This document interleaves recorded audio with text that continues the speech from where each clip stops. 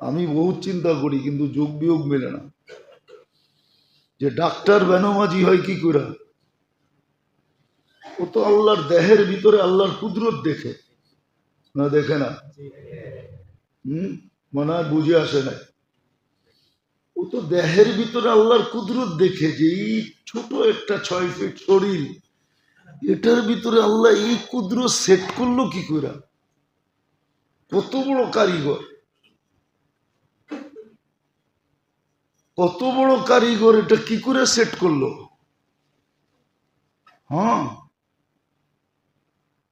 আমার মনে আছে বাংলাদেশের একজন নামকরা ডাক্তার এখনো বেঁচে আছেন, কিন্তু জীর্ণ শীর্ণ একবারে বয়স্ক হয়ে গেছেন, এসআর খান। সর্বপ্রথম যিনি বাংলাদেশে হার্ট ওপেন সার্জারি নিয়ে আসছিলেন, উনি মাঝে মাঝে বলে যে এক আঙ্গুলের ভিতরে আল্লাহ যে কুদরত রাখছে, এটা বয়ান করতে গেলে আমার মতো এসআর খানের জীবন দিয়ে যথেষ্ট হবে না। এক আঙ্গুলের ভিতরে আল্লাহ যে কুদরত রাখছে, এটাকে স্টিক করতে চাইলে এমন স্টিক হয়, নড়ানো যাবে না। আবার মুভ করতে চাইলে ঠিক ওরকমই হয়। আপনি জানেন না এটার ভিতরে কি কুদরত রাখছে। ওই আল্লাহ, ওই কুদরত যে জানে, ও বেনমাজি হয় কি করে। বুঝাক ডাক্তাররা আমাকে, আল্লাহর কুদরত যে চোখের থেকে দেখে, ও বেনমাজি হয় কি করে। ওর তো সারাদিন আল্লাহ আল্লাহ করা উচিত, আল্লাহর সামনে ঝুঁকে থাকা উচিত। এরকম উচ্চ শিক্ষিত লোকগুলা বেনমাজি হয় কি করে, আল্লাহ দ্রোহী হয় কি করে। ও বোঝে না আল্লাহ ওরে কি মেধা দিছে, কি ধরনের মেধা। মেধার কারণেই তো ও এত বড় শিক্ষায় শিক্ষিত। মেধা যদি না থাকতো বিসিএস ক্যাডার হইতো কোথেকে, ও উচ্চ পদে উঠতো কি করে। মেধা যদি না দিত ডক্টরেট করতো কি করে। মেধা যদি না দিত তাহলে ও বিজ্ঞানী হতো কি করে। মেধা কে দিছে? কিন্তু ও তো সবচেয়ে বড় নাস্তিক হয়। বেশিরভাগ যত শিক্ষিত তত বেশি আল্লাহর থেকে দূর। উচিত ছিল আল্লাহর বেশি কাছে হওয়া। অশিক্ষিত মানুষগুলো আল্লাহর থেকে দূরে হইতো, মনকে বুঝানো যেত, যেহেতু শিক্ষা নাই দীক্ষা নাই, আল্লাহ থেকে দূর হয়েছে, তাতে কি আসে যায়। কিন্তু শিক্ষিত মানুষগুলো আল্লাহর থেকে দূর হয় কি করে, আপনি বলেন আমাকে, বুঝান যুক্তি দিয়া। কিন্তু আমাদের সমাজে দেখবেন যত শিক্ষিত যত পদস্থ সব আল্লাহর থেকে দূর, কেউ আল্লাহ মানতে চায় না। তাহলে উল্টা হলো কি করে, হওয়ার তো দরকার ছিল সিধা, উল্টা হলো কি করে। এই জন্য যেটা বুঝাইতে চাইতেছি, বোঝেন, কাজে দিবে। রোগের চিকিৎসার সুযোগ আছে, নাহলে মনীষীরা কান্ত না। অনেকবার বলছি, ইব্রাহিম ইবনে আদহাম কান্ত না, রাজত্ব ছাড়তো না। ও জানে এখন কান্নায় কাজে দিবে, হতে পারে তকদির চেঞ্জ করে দিতে পারে। তকদির চেঞ্জ হয় দোয়া দিয়া, কান্না কাটে দিয়া, তকদির পর্যন্ত চেঞ্জ করে দেওয়া যায়। আর তকদির ইয়ারুদ্দু বিদুয়া, তকদির দোয়া দ্বারা চেঞ্জ হয়, কান্নাকাটি দ্বারা চেঞ্জ হয়। তো ইব্রাহিম ইবনে আদহাম রাজত্ব ছাড়তো না,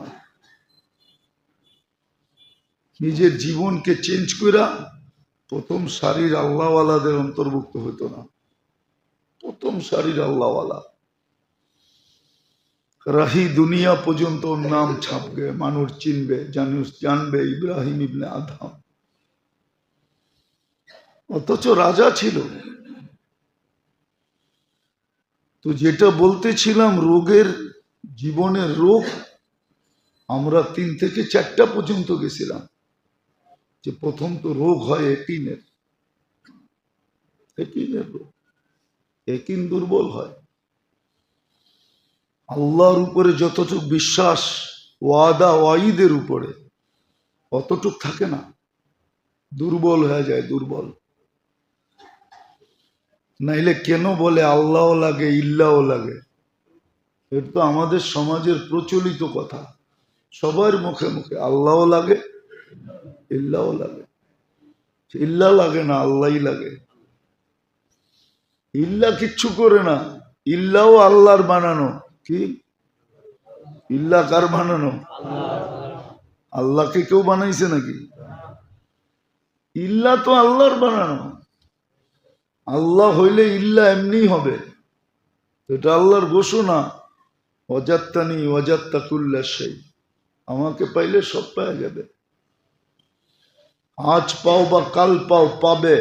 এই জন্যই তো কবি লেখছে দের হ্যাঁ আন্দের নেই হ্যাঁ।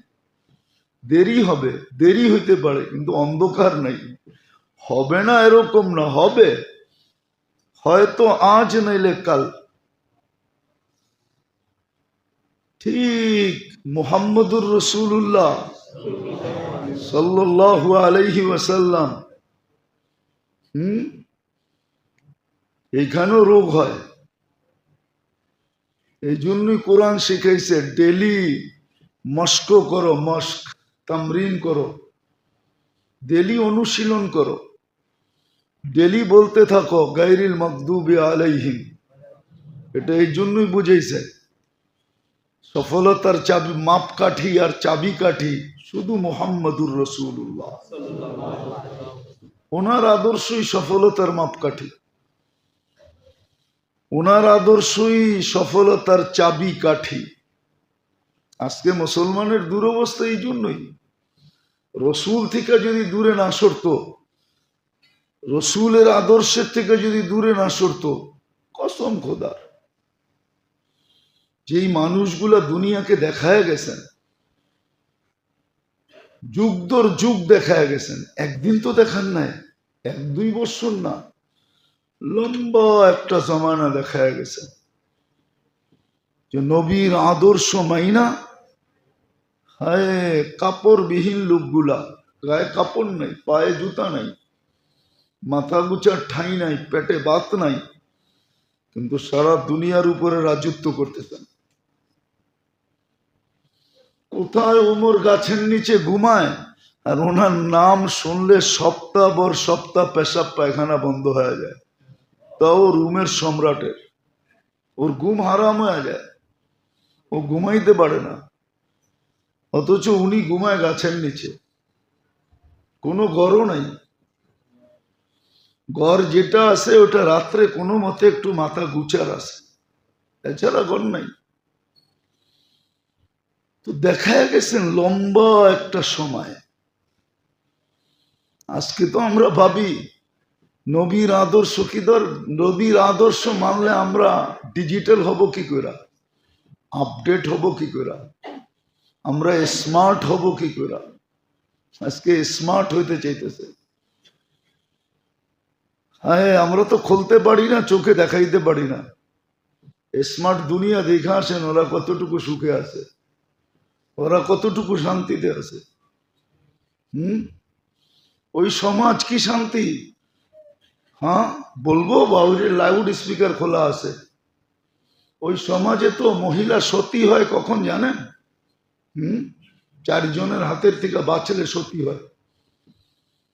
প্রথম হইল তার টিচার থেকে, দ্বিতীয় হইল তার গার্লফ্রেন্ড থেকে, তৃতীয় হইল বড় ভাই থেকে, চতুর্থ হইল বাপের থেকে। বিশ্বাস হয় না? আমি গুইরা বলতেছি, গুইরা। আমাকে কোনো জিনিস দিয়ে বুঝাইতে চেষ্টা করা সহজ না, এটা আল্লাহর মেহেরবানি, আল্লাহর মেহেরবানি। আমাকে এত সহজে বুঝানো সহজ না, দেখতে আমারে সহজ মনে হয়, কিন্তু বুঝাইতে এত সহজ না। ওই সমাজ কি স্মার্ট? যে সমাজের মা বাবা রাস্তায় মরে, ওই সমাজ কি স্মার্ট? স্মার্ট? আরে বলেন না। হ্যাঁ, মা বাবা বুড়া হলে বৃদ্ধাশ্রমে থাকে, ওটা স্মার্ট? ওটাকে স্মার্ট বলে? মানব বিবেকে এটা স্মার্ট বলে? তো নবীর আদর্শ ছেড়া দিয়া কি হয়েছে? ডিজিটাল। আর নবীর আদর্শ ছেড়া দিয়ে কি হয়েছে স্মার্ট।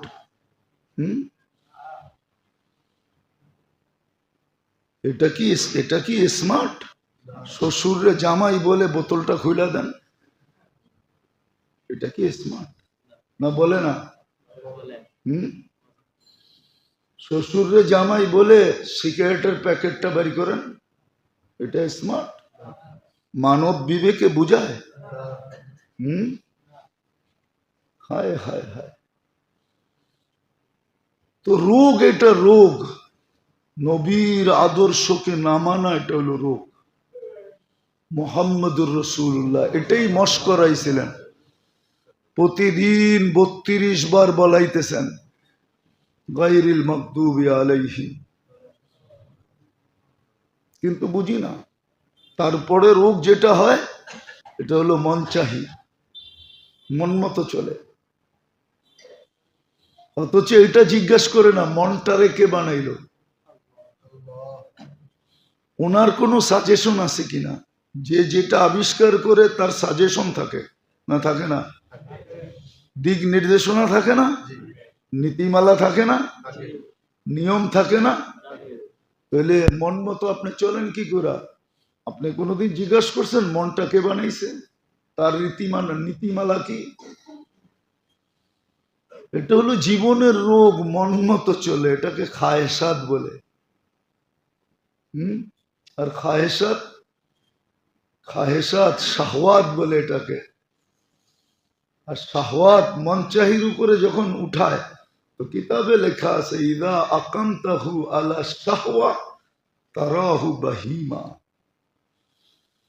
যখন মানুষ মন চাহি চলে, তো রব্বে কাবার কসম, জানোয়ার আর ওর ভিতরে 1 ইঞ্চি পার্থক্য, 1 সুতা পার্থক্য থাকে না। ইঞ্চি তো বড় লম্বা, 1 সুতা পার্থক্য থাকে না। জানোয়ার আর ও এক, যে মন চাহি চলে। কিতাবে সুস্পষ্ট লেখা আছে, আমি কিতাবের কথা শুনাইতেছি। ইদা আকামতাহু আলা শাহওয়া তারাহু বাহিমা। জানোয়ারও, এই জন্যই কোরআন বলছে উলাইকা কাল আনআম।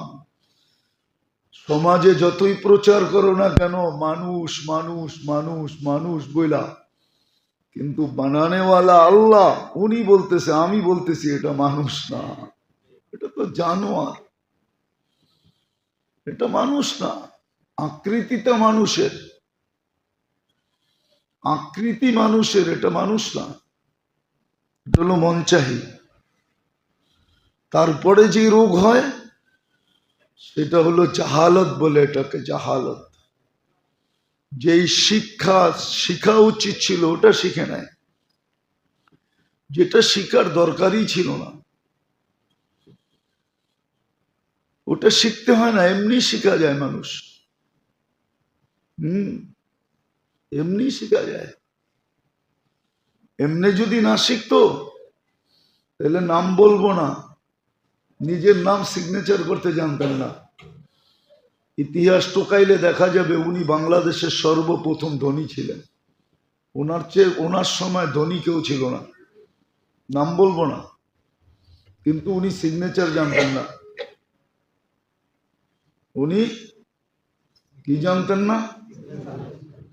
পুরাণ ইতিহাস, আপনারা তো পুরাণ ইতিহাস মনে রাখেন না, কিন্তু আমরা মনে রাখি।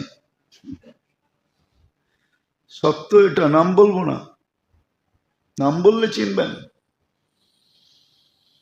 কিন্তু নাম সিগনেচার জানতেন না।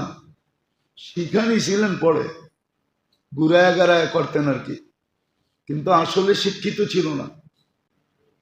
দুনিয়ার কিচ্ছু নিয়ে আসে না, দুনিয়ার কিচ্ছু নিয়ে যায় না। এই জন্যই তো কবি বলছেন इस दुनिया के बाग में हजारों माली थे, सिकंदर जब किया तो दोनों हाथ खाली थे। সিকান্দারের দোনো হাত খালি ছিল, আমাদেরও খালি যায়। যার সাথে যায় এটাও বলা আছে, যাহাবাতিল আমওয়াল, মরতে দেরি। সমস্ত ধন সম্পদ যোগ্যতা সুযোগ্যতা সব পৃথক হয়ে যায়। বাকিয়াতিল আমাল, আমল সাথে থাকে, যেটা চোখে দেখা যায় না, যেটা দুনিয়ার মানুষ দেখে না, অ্যানালাইসিস করা যায় না, কিন্তু জাগা মতো যখন যায় তখন ফুটা ওঠে। এই জন্যই তো আছে কবরে দেওয়ার সাথে সাথে আমল চতুর্দিক দিয়ে বেষ্টন করে, আমল চতুর্দিক দিয়ে বেষ্টন করে দাঁড়ায়, চতুর্দিক দিয়ে তাকে সুরক্ষা দেয়, হেফাজত করে। এমনও আছে কিতাবে মুনকার নাকিরকে প্রশ্নও করতে দেয় না, বলছে যা করার দরকার আমাদেরকে করো, জবাব আমরা দিব। এক একজনে নিজের পরিচয় দেয়। দুনিয়ায় যেরকম মানুষের পরিচয়ের প্রভাব অন্যের উপরে ঢালতে চায়, প্রকাশ করতে চায় পরিচয়ের প্রভাব, ঠিক আমলও পরিচয়ের প্রভাব মুনকার নাকিরের উপরে ঢালবে। ফজরের নামাজ একদিকে, জোহরের নামাজ একদিকে, নামাজ একদিকে দাঁড়াবে, দান খয়রাত একদিকে দাঁড়াবে। সবাই যদি পায়রা না ওঠে তো হাদিসে আছে সবর সবার শেষে আসবে, সবর আইসা ট্যাকেল দিবে, সব বলবে সড়ো। এরকম প্রত্যেকটা জিনিস, কোরআন আসবে, কোরআনের মোহাব্বত আসবে, সবকিছু চতুর্দিক থেকে আসবে। তো যেটা বুঝাইতেছিলাম, আল্লাহ করুক বুঝে আসুক, না বুঝলে বড় বিপদ হবে। দুনিয়ার কোনো পরীক্ষা নাই যে প্রশ্নের সলিউশন আগেই করে দেয়। হ্যাঁ, ক্লাসে পড়ায় বটে, কিন্তু পরীক্ষার হলের আগে প্রশ্ন ফাঁস করে, এটা দুনিয়ার কোনো রীতিতে নাই, নীতিতে নাই, বরং এটা দণ্ডনীয় অপরাধ। কিন্তু আল্লাহ সব ফাঁস করে দিয়েছেন, সব সলিউশন দিয়া দিয়েছেন। এই জন্য খুব মনোযোগ দিয়ে শোনা চাই, ভিতরে নেওয়া চাই যে মৌলিক রূপগুলা, আসল রূপগুলা কি কি। তো দেখাইতেছিলাম যে আসল রোগ মানুষের জীবনে কি হয়, ওটার থেকে শাখা প্রশাখা ছড়ায়, সমাজ কলুষিত হয়, মানব জাতি অতিষ্ঠ হয়ে যায়। সত্য এটাই, এটার জন্যই আইন কানুনের দরকার হয়, নাইলে কোনো দরকার ছিল না, এতগুলা সংস্থার কোনো প্রয়োজন ছিল না। কিন্তু প্রয়োজন হয় কেন? মানুষের জীবন যখন রোগে আক্রান্ত হয়ে যায়। আর এটাও আল্লাহ বলে দিয়েছেন কি কি রোগ হবে, মৌলিক কয়টা, শাখা প্রশাখা কয়টা, এটাও আল্লাহ রসুল বলে দিয়েছেন, এটাও বলে দিয়েছেন, সতর্ক করছেন, এটারও চিকিৎসা করছেন। আর চিকিৎসা দ্বারা দুনিয়াকে দেখাইছেন এরকম একটা সমাজ তৈরি করছেন, এরকম কিছু লোক তৈরি করছেন যারা সারা দুনিয়ার জন্য মডেল। 1.25 লক্ষ সাহাবায়ে কেরাম। হ্যাঁ, কেউ যদি চায় যে আমি আমার মেজাজ মতে, আমি আমার রুচি মতে, আমি আমার পছন্দ মতে, আমার যেরকম মেজাজ ওই মেজাজ মতে, অভ্যাস মতে যদি সে মডেল তালাশ করতে চায় তো 1.25 লক্ষের ভিতরে পাবে, এর বাহিরে আল্লাহ কাউকে নেন নাই। যদি নিতেন তাহলে আল্লাহ রসুল কোনোদিন বলতেন না সাবিকান নুজুম বিআইয়িহিম ইক্তাদাইতুম ইহতাদাইতুম। আমার সাহাবারা সব মডেল, যার পিছে পথ চলবে গন্তব্যে পৌঁছবে। السابقون الأولون من المهاجرين والأنصار والذين اتبعوهم بإحسان رضي الله عنهم ورضوا عنه, কোরআনের ঘোষণা। কিন্তু হ্যাঁ, আমরা তো সাহাবাদের জীবনী জানি না, নামই জানি না, জীবনী পড়ি না, সারাদিন পত্রিকা পড়ে বটে, যত ধরনের পত্রিকা আছে সব A to Z পড়ে, আর সারাদিন এটার চর্চা করে। মিয়া দেখলাম তো পত্রিকা এটা লিখলো, সারাদিন মিডিয়া দেখে আর ওটা নিয়ে আলোচনা করে। মিয়া দেখলাম তো মিডিয়া এটা বললো, কিন্তু সাহাবীদের জীবনী পড়ে না। রাগ হয়েন না, মাথা লেগেন না, লাভ নাই, পড়ে না সাহাবীদের জীবনী। অথচ যেটা পড়লে সোয়াব হইতো, বিবেকের পর্দা খুলতো, নিজের জীবনের মডেল পাইতো, সাহাবীদের জীবনী পড়ে না, কিনেও না, পত্রিকা কিনে ডেলি। একটু সকালে দিতে দেরি হলে যারা পত্রিকা বাড়িতে বাড়িতে দেওয়া যায়, ফোন করে ওর উপরে জারি লয়, ওই আজকে দেরি করলি কেন? এমনও লোক আছে বাথরুমে বয়া পত্রিকা পড়ে, হাসেন কেন? কমটে বয়া পত্রিকা পড়তে থাকে, কিন্তু সাহাবীদের জীবন পড়বে না, কোরআনের তর্জমা পড়বে না, একটা হাদিসের কিতাব পড়বে না, পত্রিকা পড়ে। দেখবেন বড় বড় অফিসে যায়, যারা নিজেদেরকে বড় শিক্ষিত মনে করে, ওদের ঘরে যায় দেখবেন দুনিয়ার কিতাব রাখা আছে, আলতু ফালতু, অমুক লেখক তমুক লেখক, কিন্তু কোনো দিনই কিতাব নেই, দিন সম্বন্ধে জানতে চায় না। সত্য এটাই, বিবেক ছিল কিন্তু আল্লাহ তালা মাইরা দিছে।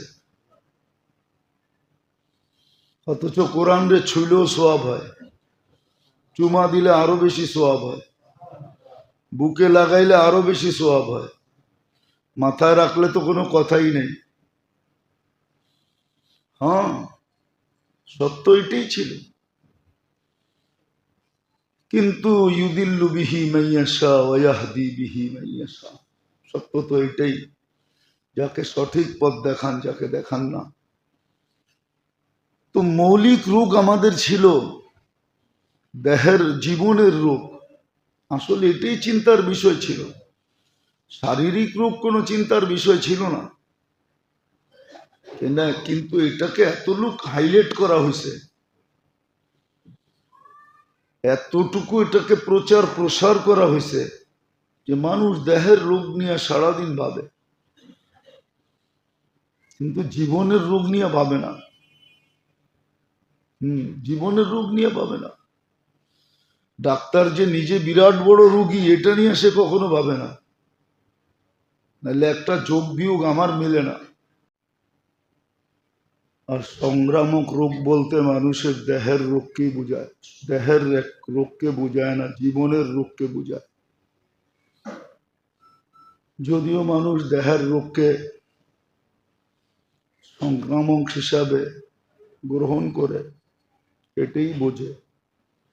আসলে শারীরিক রোগ বা দেহের রোগ কখনো সংক্রামক হয় না,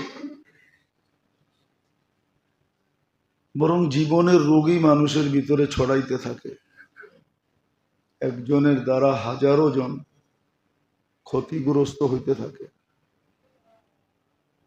উদাহরণস্বরূপ যদি দেওয়া হয়, যেই ব্যক্তির ভিতরে লোভ ঢুকা যায়, লোভ, তো লোভের কারণে হাজারো মানুষ ক্ষতিগ্রস্ত হয়। কখনো কখনো দেখা যায় নিরীহ মানুষ পর্যন্ত ক্ষতিগ্রস্ত হয়। আর এটা দ্বারা পেপার পত্রিকা ভরা যে লোভের শিকার কত মানুষ। লোভ হয়ে গেছে তো অন্যের জমিনও দখল করে নিজের নামে রেকর্ড করে আনিছে, এরকম হাজারো প্রমাণ পাওয়া যায়।